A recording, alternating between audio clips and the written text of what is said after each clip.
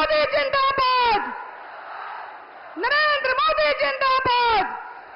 देश का बेटा कैसा हो, देश का नेता कैसा हो।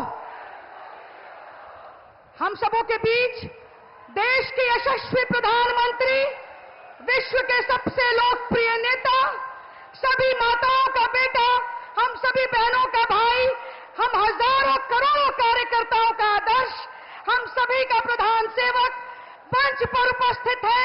एक बार अपने जगह पर खड़े होकर जोरदार तालियों से उनका स्वागत करें। तालियां दूर तक जानी चाहिए। अपने स्थान पर खड़े हो जाएं। ये तालियां दूर तक जानी चाहिए। चंपारण की आवाज है। फिर से बोलिए, नरेंद्र मोदी जिंदाबाद, नरेंद्र मोदी जिंदाबाद। देश का नेता कैसा हो, देश का बेटा कैसा हो। इसी के साथ आज के इस कार्यक्रम की शुरुआत हम करेंगे। सबसे पहले हमारे विश्व के सबसे लोकप्रिय नेता, हमारे राष्ट्र पुरुष, देश के यशस्वी प्रधानमंत्री श्री नरेंद्र मोदी जी को बापू की कर्मभूमि मोतिहारी की इस पावन धरती पर मंच पर हमारे सांसद श्री राधा मोहन सिंह जी बापू की मूर्ति और अंगवस्त्र से उनका स्वागत करेंगे। जोरदार तालियां बजती रहनी चाहिए। बापू की मूर्ति और अंगवस्त्र से माननीय प्रधानमंत्री जी का चंपारण की ऐतिहासिक धरती पर सम्मान हो रहा है। तालियां बजती रहनी चाहिए। ये सम्मान का सिलसिला है, तालियां बजती रहनी चाहिए। हम गौरवान्वित हैं कि हमारे इस धरा पर पुनः प्रधानमंत्री जी का आगमन हुआ है। जोरदार तालियां बजनी चाहिए, तालियां बजती रहनी चाहिए। नरेंद्र मोदी जिंदाबाद, नरेंद्र मोदी जिंदाबाद। सम्मान की अगली कड़ी में मैं आग्रह करती हूं डॉक्टर संजय जायसवाल जी, आप हमारे देश के यशस्वी प्रधानमंत्री जी का स्वागत अंगवस्त्र और मोमेंटो देकर करेंगे। तालियां बजती रहनी चाहिए। ये चंपारण की ऐतिहासिक धरती से ये ताली आई है, ये कमजोर नहीं होनी चाहिए। नरेंद्र मोदी जिंदाबाद, नरेंद्र मोदी जिंदाबाद।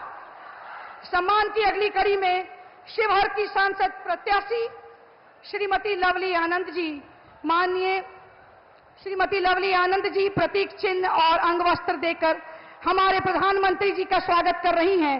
जोरदार तालियां बजती रहनी चाहिए।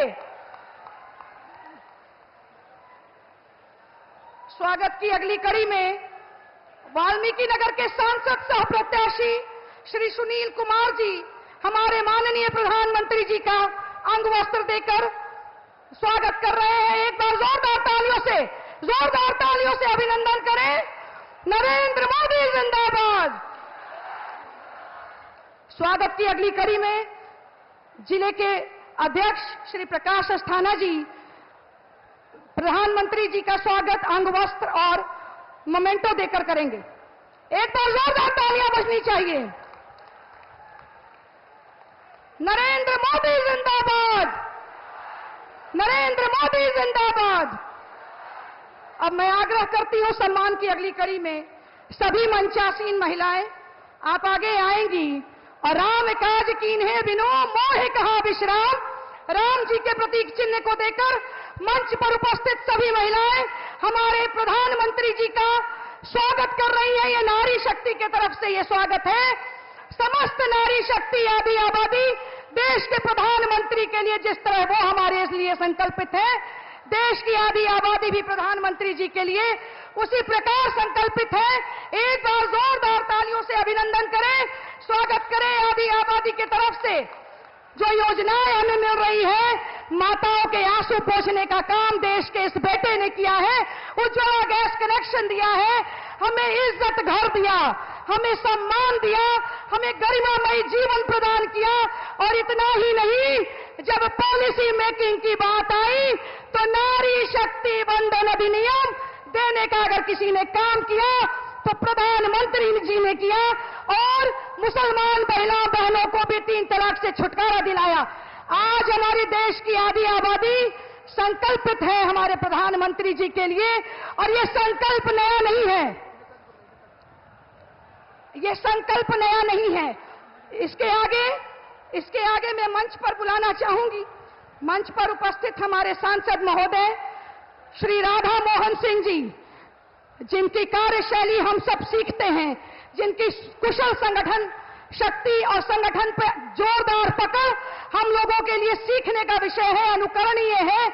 ऐसे राधा मोहन जी जिन्होंने कभी किसी अपराधी और ना अपराध को हवा दी, राधा मोहन जी का जोरदार स्वागत करें चंपारण की धरती।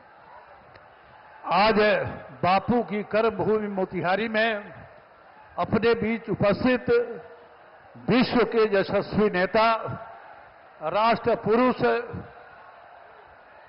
देश के प्रधानमंत्री सम्माननीय श्री नरेंद्र मोदी जी, मंच पर उपस्थित हमारे प्रदेश के अध्यक्ष सम्राट चौधरी जी, लोजपा रामविलास के अध्यक्ष राजू तिवारी जी, बिहार सरकार के मंत्री रेणु जी, हरीश सहनी जी, कृष्णनंदन पासवान जी, हमारे पड़ोसी क्षेत्र के सांसद सम्मानीय संजय जायसवाल जी, सुनील जी, उम्मीदवार शिवहर के लवली आनंद जी, मंच पर बैठे सभी सम्मानीय नेतागण, मोतिहारी के मतदाता भाई और बहनों, मित्रों, हम सब गांव से आए हैं। हम सबके ध्यान में होगा कि गांव के मंदिर में हम एक पुजारी नियुक्त करते हैं और उस पुजारी का काम है मंदिर की साफ सफाई करना, लोगों की सेवा करना और प्रसाद वितरण। ये काम मंदिर के पुजारी का है, जिसे आपने गांव में नियुक्त किया है। हमें भी आपने जहां नियुक्त किया है उस स्थान पर एक विलक्षण व्यक्तित्व बैठा हुआ है, एक महानायक बैठा है। मोदी का मंदिर का अपने पुजारी हमें नियुक्त किया है। हम आपसे सवाल जरूर करना चाहेंगे कि क्या आपके मंदिर के पुजारी ने कोई गलती की तो उसके कारण मंदिर तोड़ते हैं? नहीं तोड़ते हैं। तो मुझे भी आप इस राष्ट्र पुरुष, राष्ट्र नायक, विलक्षण व्यक्तित्व मोदी मंदिर का पुजारी नियुक्त किया है, तो हमसे भी कोई गलती हुई हो तो उसे माफ करेंगे और मोदी मंदिर को मजबूत बनाने के लिए एक नंबर पर कमल, सबसे ऊपर कमल के सामने बटन दबाइए और मोदी को मजबूत बनाइए। इसी विनती के साथ मैं अपनी बात समाप्त करता हूं।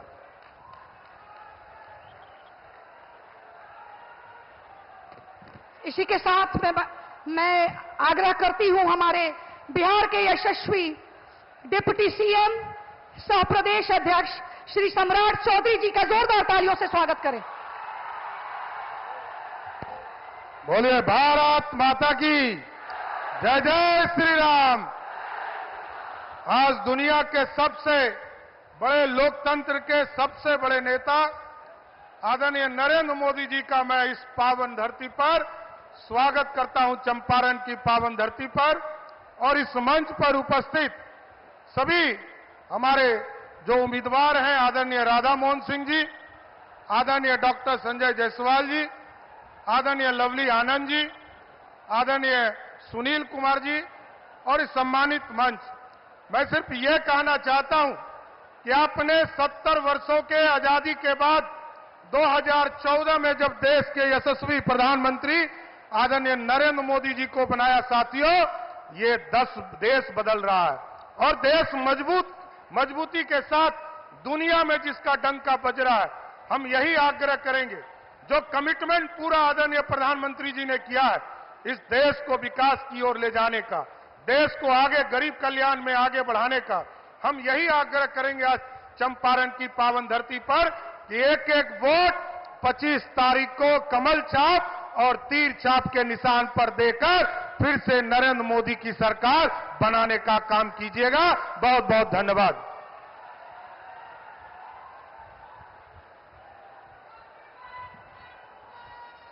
इसी के साथ हम सब जिसको सुनने के लिए बेचैन हैं, वसुधा का नेता कौन हुआ, भूखंड विजेता कौन हुआ, अतुलित यशक्रेता कौन हुआ, नवधर्म प्रणेता कौन हुआ, जिसने न कभी आराम किया, विघ्नों में रहकर काम किया, ऐसे देश के यशस्वी प्रधानमंत्री विश्व के सबसे लोकप्रिय नेता, जिसे हम सब सुनने के लिए बेचैन हैं, मैं आग्रह करती हूं अपने देश के यशस्वी प्रधानमंत्री माननीय नरेंद्र भाई मोदी जी से, आप आए और अपना मार्गदर्शन चंपारण की जनता के साथ करें।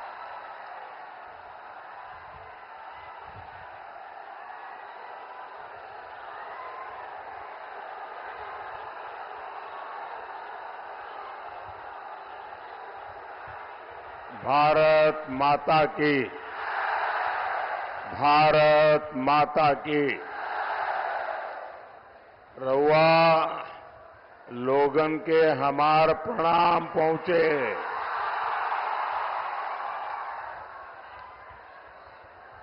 चंपारण की ये धरती प्रेरणा की धरती है। आपका ये स्नेह, आपका ये उत्साह, ये आशीर्वाद, ये दिखा रहा है कि छठे और सातवें चरण में देश में क्या होने वाला है।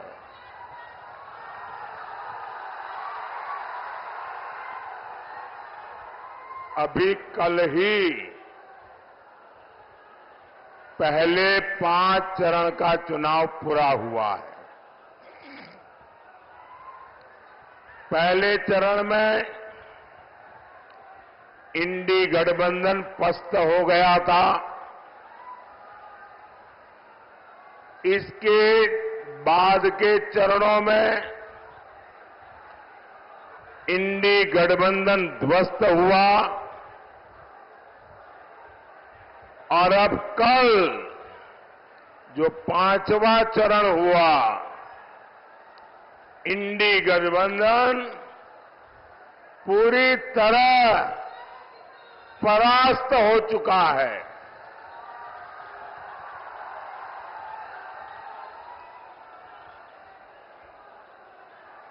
खुद को जनता का माई बाप समझने वाले इन्हें जनता ऐसी करारी हार देगी,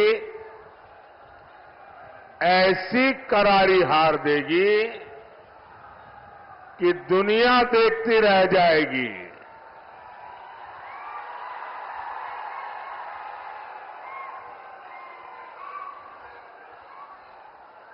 साथियों, 21वीं सदी का भारत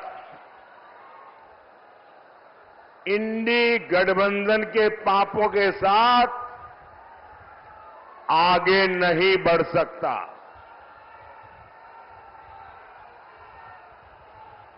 और इसलिए हर चुनाव में कांग्रेस, आरजेडी जैसे दलों पर जनता जोर का प्रहार कर रही है। 4 जून को इंडी वालों के इरादों पर सबसे बड़ा प्रहार होगा। ये प्रहार होगा देश में भ्रष्टाचार पर, ये प्रहार होगा तुष्टीकरण की राजनीति पर, ये प्रहार होगा टुकड़े टुकड़े गैंग पर,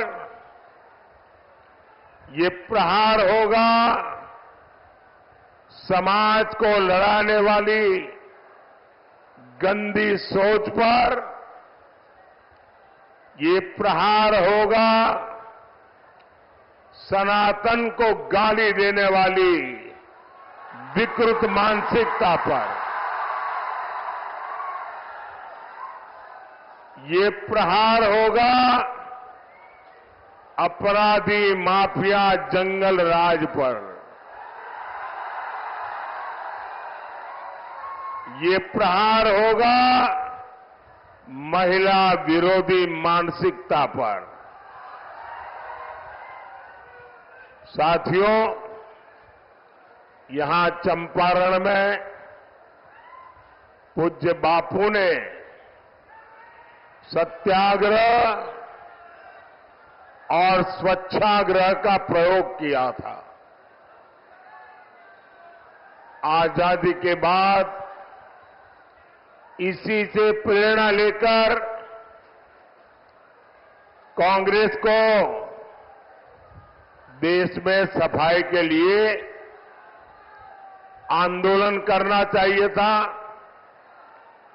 पूज्य बापू की स्वच्छता की जो अपेक्षा थी, देश में स्वच्छता एक संस्कार बनाकर बापू को सबसे बड़ी श्रद्धांजलि देने का उन लोगों को अवसर मिला था।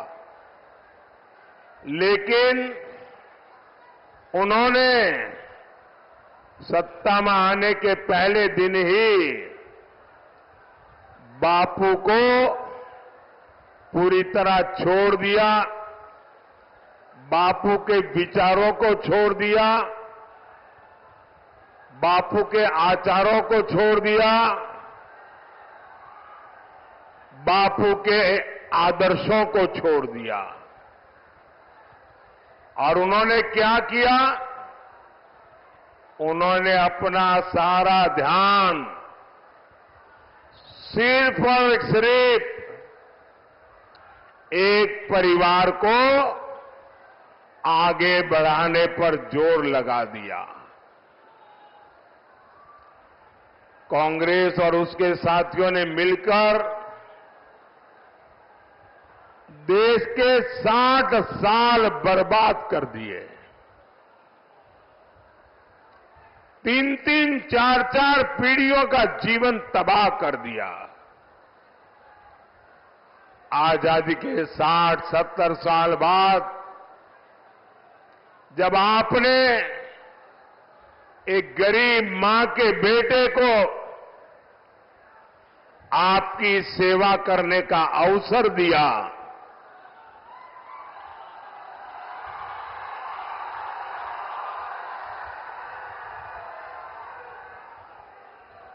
और 60-70 साल बाद जब मोदी आया, तब घर घर शौचालय पहुंचा।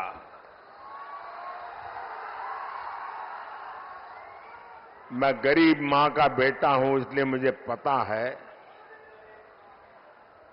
कि हमारे देश की महिलाओं को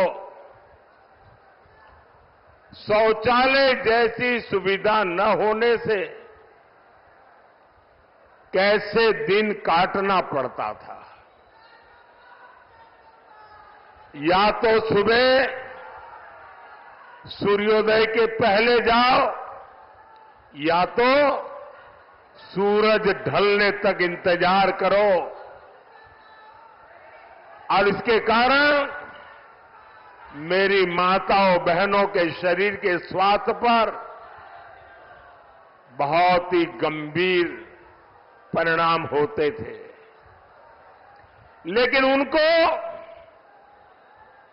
शौचालय की जरूरत गरीब को क्यों है, शौचालय की जरूरत मेरी मां बहन को क्यों है, इसकी समझ तक नहीं थी भाइयों।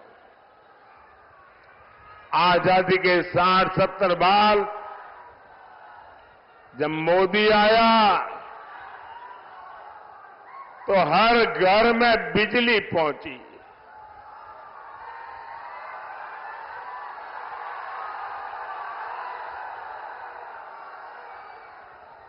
ये मोदी है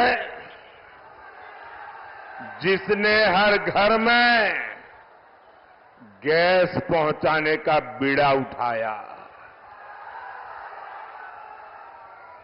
ये मोदी है जो हर घर तक नल से जल पहुंचाने के लिए दिन रात मेहनत कर रहा है।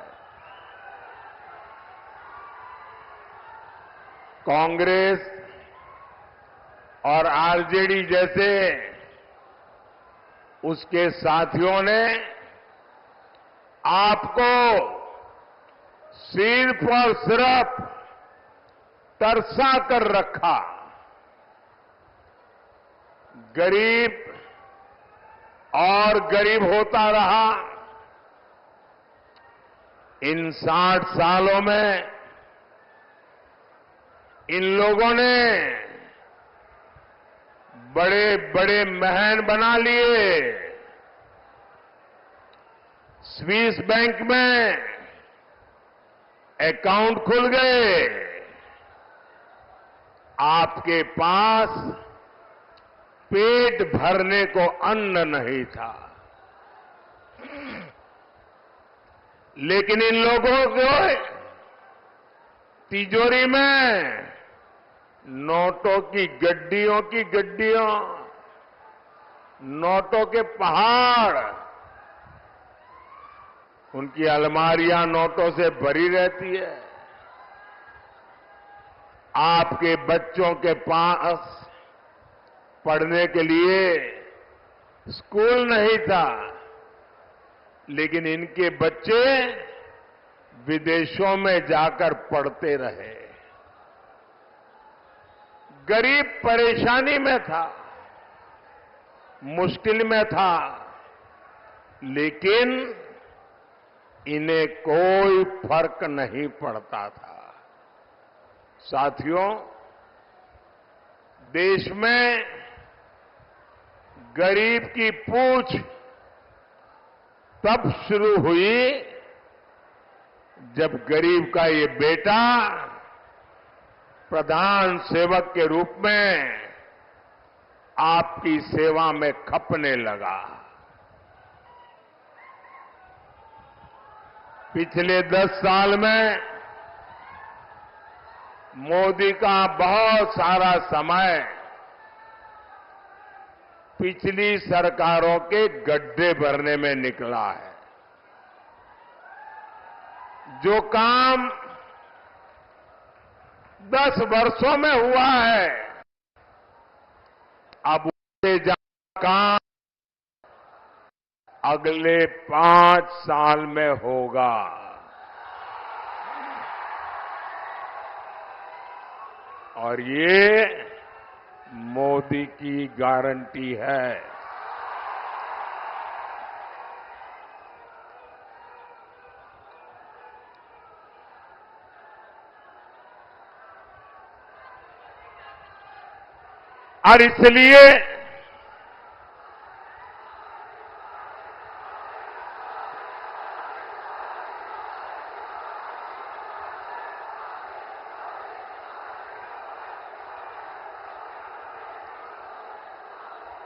और इसलिए साथियों, मुझे केंद्र में एक बहुत मजबूत सरकार चाहिए।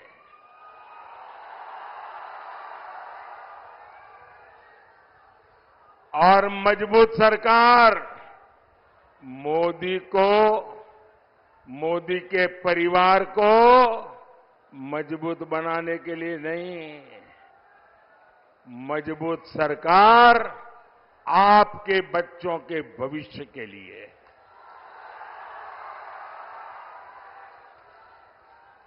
मजबूत सरकार आपके सपनों को पूरा करने के लिए। और इसलिए मैं आज पूज्य बापू की जन्मभूमि गुजरात से, पूज्य बापू की कर्मभूमि में आपसे आशीर्वाद मांगने आया हूं।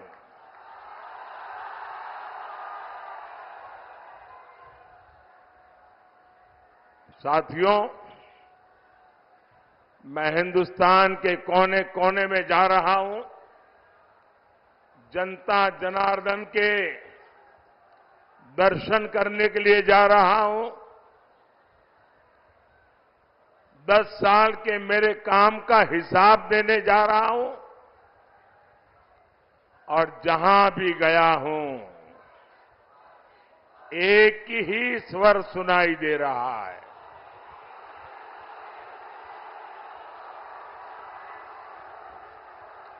एक ही मंत्र सुनाई दे रहा है। एक ही गूंज सुनाई दे रही है। फिर एक बार, फिर एक बार, फिर एक बार, अब की बार, अब की बार 4 जून।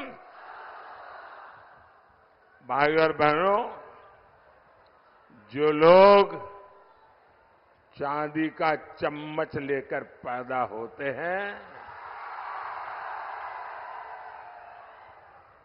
उन्हें पता नहीं होता मेहनत क्या होती है।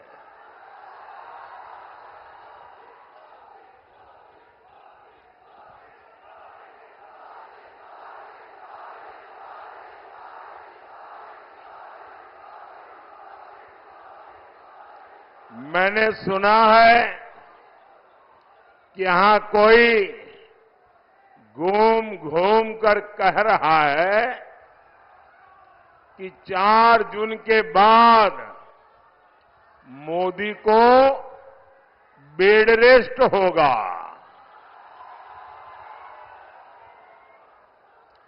भाइयों बहनों, मैं तो परमात्मा से प्रार्थना करता हूं, मैं तो यही कामना करता हूं, मोदी तो क्या, देश के किसी भी नागरिक के जीवन में बेड रेस की नौबत नहीं आनी चाहिए।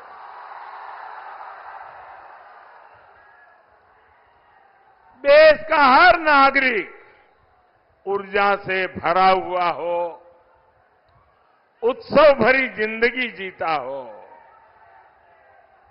लेकिन जंगल राज के वारिस से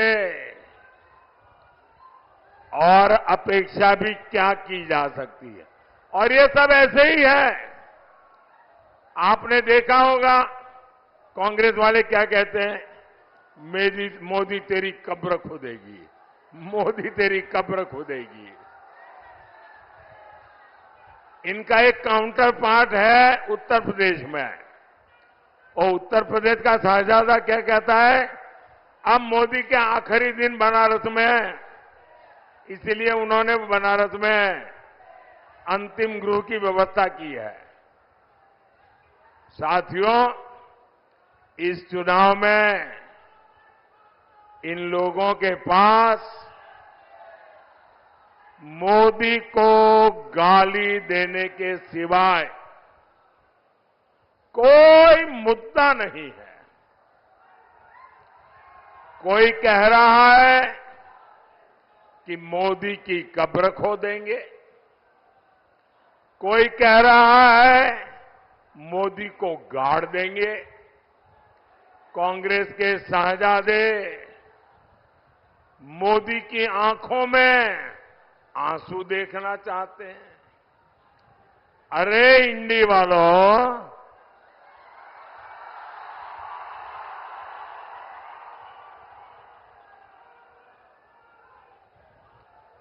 अपनी मनमानी से, आपकी इच्छा से अब देश नहीं चलता। इंडी वालों की आंखों में भले ही मोदी खटकता हो, लेकिन देश के लिए, देश के दिल में मोदी है। हर दिल में मोदी है, और हर दिल एक ही बात कह रहा है, फिर एक बार, फिर एक बार, फिर एक बार। भाइयों और बहनों, 4 जून को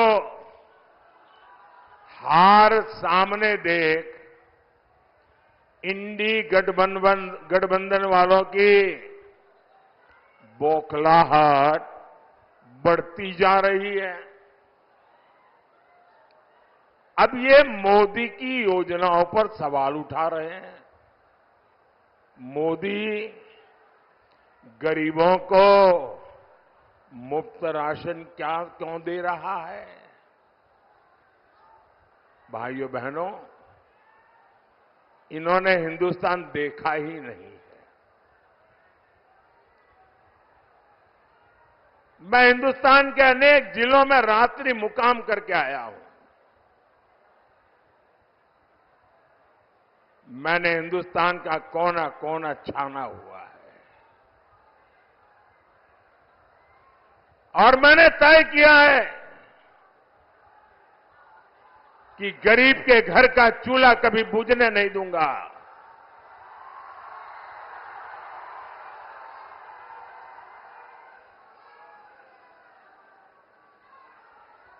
रात को जब बच्चे भूखे पेट सोते हैं तो उस मां पर क्या बीतती है, इसका मुझे पता है। और इसलिए मोदी गरीब को मुफ्त राशन देता है, देता रहेगा।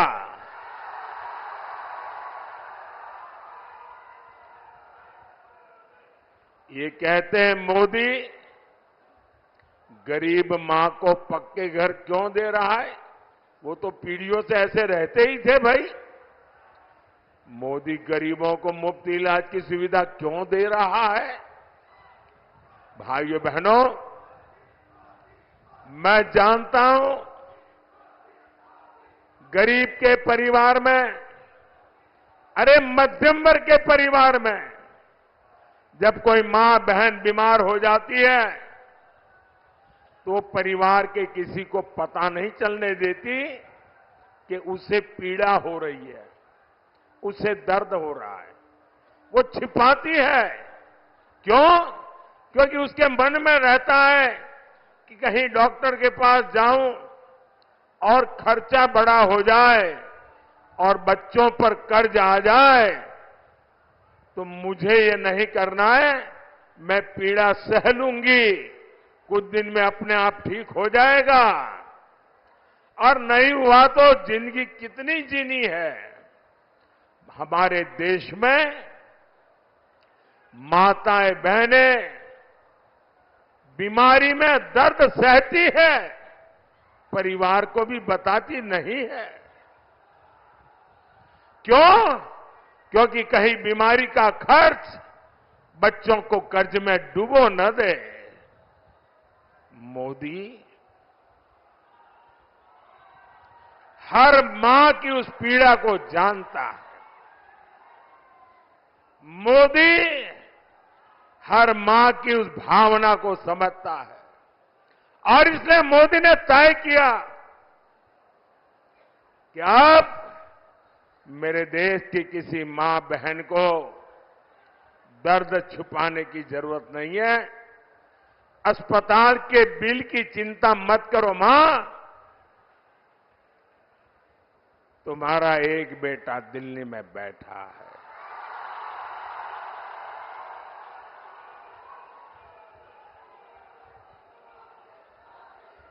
अब तुम्हारी बीमारी का खर्च ये तुम्हारा बेटा उठाएगा। अरे भाई, मोदी तो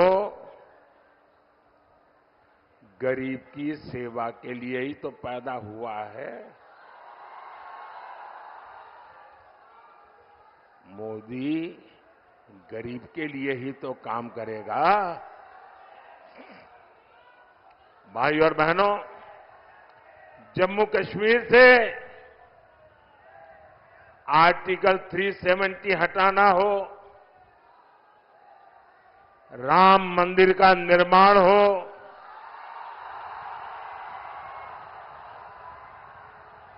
बोलो जय श्री राम।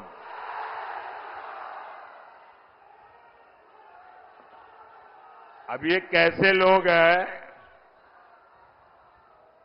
प्रभु राम के लला का प्राण प्रतिष्ठा का कार्यक्रम, भव्य राम मंदिर का निर्माण, ये मंदिर वालों ने उनके घर जाकर के निमंत्रण दिया कि आप प्राण प्रतिष्ठा में आइए।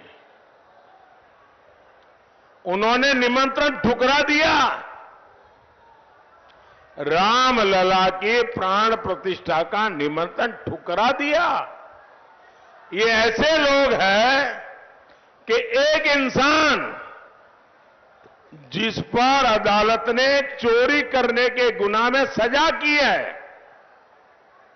जो जेल काट रहा है, बीमारी के कारण घर आने का अवसर मिला है, उसके घर जाकर के बढ़िया बढ़िया खाना पका करके खाने की फुर्सत है, लेकिन राम लला के यहां जाने की फुर्सत नहीं है।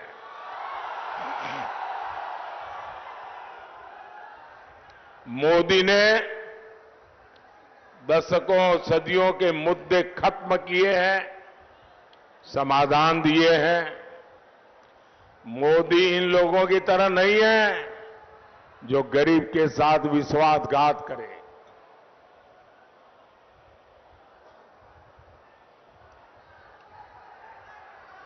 मैं तो जहां जाता हूं अपने काम का रिपोर्ट कार्ड देता हूं। मैं इंडी गठबंधन वालों से पूछता हूं, भैया बताओ, अरे तुम्हारा रिपोर्ट कार्ड क्या है?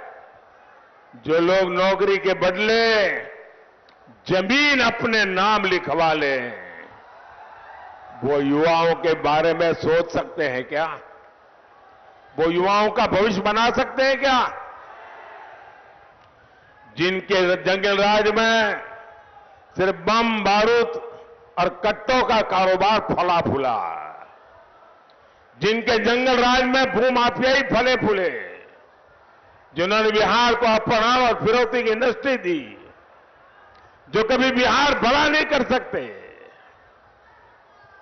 नीतीश जी ने जिस मेहनत से बिहार को उन स्थितियों से बाहर निकाला है, वो बहुत सराहनीय है। आज हमारे मित्र सुशील मोदी जी हमारे बीच नहीं है। इतिहास जब अवलोकन करेगा तो नीतीश जी और सुशील जी का नाम जंगल राज को समाप्त करने वालों में गिना जाएगा।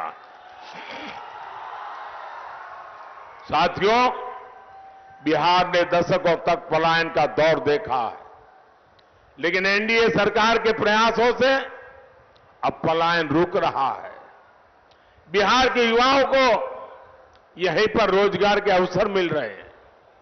आप मुझे बताइए, चंपारण में केंद्रीय विश्वविद्यालय बना है, खेती के लिए रिसर्च सेंटर बना है, सरदार पटेल सहकारी प्रशिक्षण संस्थान बना है, सिलेंडर का प्लांट लगा है, इफको बाजार बने हैं। ये सब कुछ क्या आपने आप चल रहे हैं क्या? इनमें रोजगार नहीं मिला क्या? यहां इतना बड़ा डेयरी प्लांट बना है, इससे हजारों पशुपालकों, माता और बहनों की आय बढ़ी है। इस पर किसी को रोजगार नहीं मिला है क्या? ये जो पुल बन रहे हैं, हाईवे बन रहे हैं, रेलवे स्टेशन आधुनिक हो रहे हैं, ये बिना किसी को रोजगार दिए बन रहे हैं क्या? क्या जादुई चिराग से बनते हैं क्या? भाइयों बहनों, जंगलराज वालों ने आजकल आरक्षण का और संविधान पर दिन रात जोर जोर से झूठ बोलने का एक बड़ा अभियान चलाया है। सच्चाई ये है कि बाबा साहब आंबेडकर न होते तो नेहरू जी एससी एसटी को आरक्षण नहीं मिलने देते। उन्होंने तो मुख्यमंत्रियों को चिट्ठी लिख करके विरोध किया था, नेहरू जी ने। नेहरू जी से लेकर राजीव गांधी तक इस परिवार के जितने प्रधानमंत्री हुए, सबने ओबीसी आरक्षण का विरोध किया। कांग्रेस ने गरीब, एससी, एसटी, ओबीसी, महिला का हर किसी को धोखा दिया। इसलिए आज सिर्फ एक ही वोट बैंक उनके पास बचा है। अब इस वोट बैंक को खुश करने के लिए एससी, एसटी, ओबीसी का आरक्षण धर्म के आधार पर आपसे छीन करके वोट जिहाद वालों को देना चाहते हैं। संविधान क्योंकि इसकी इजाजत नहीं देता, इसलिए ये संविधान बदलना चाहते हैं।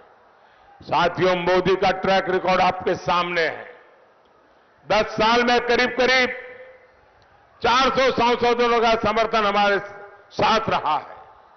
मोदी ने इसका उपयोग गरीब, दलित, पिछड़े, वंचित, उन्हें सशक्त करने के लिए किया है। एनडीए ने पहले दलित बेटे को और फिर हमारे देश की आदिवासी बेटी को संविधान का सर्वोच्च पद, राष्ट्रपति पद पर बिठाया। हमारी सरकार है जिसने पिछड़ा वर्ग आयोग को संवैधानिक दर्जा दिया। पहले केंद्रीय विद्यालय, नवोदय विद्यालय और सैनिक स्कूलों में ओबीसी आरक्षण नहीं था।